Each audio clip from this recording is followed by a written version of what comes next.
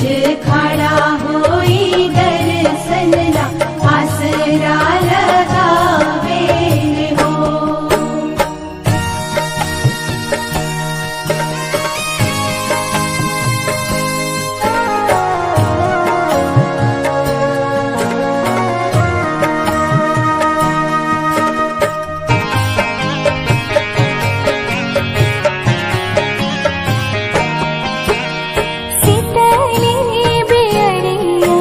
शीतल तुझे पनिया कब देव देवता तू आके दर्शनिया।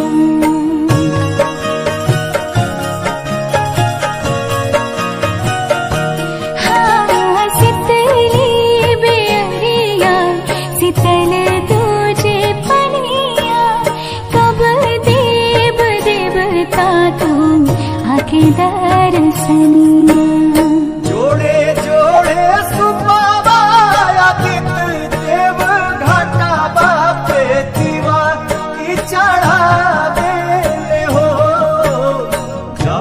बीच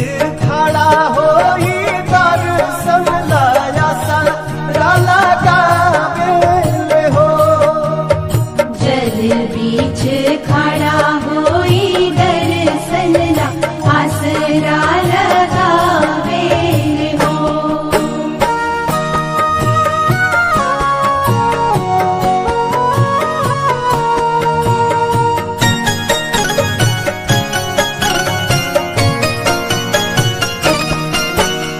भूखली शरीरिया सजल सुभे मनवा पुरुबे लागल बड़ुए सबके ध्यानवा।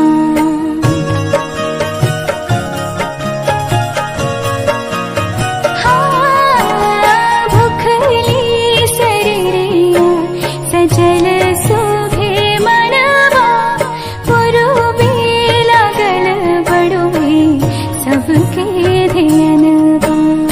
जोड़े जोड़े दौड़ाय दीनानाथ घाटा बापे दीवान की चढ़ावे हो।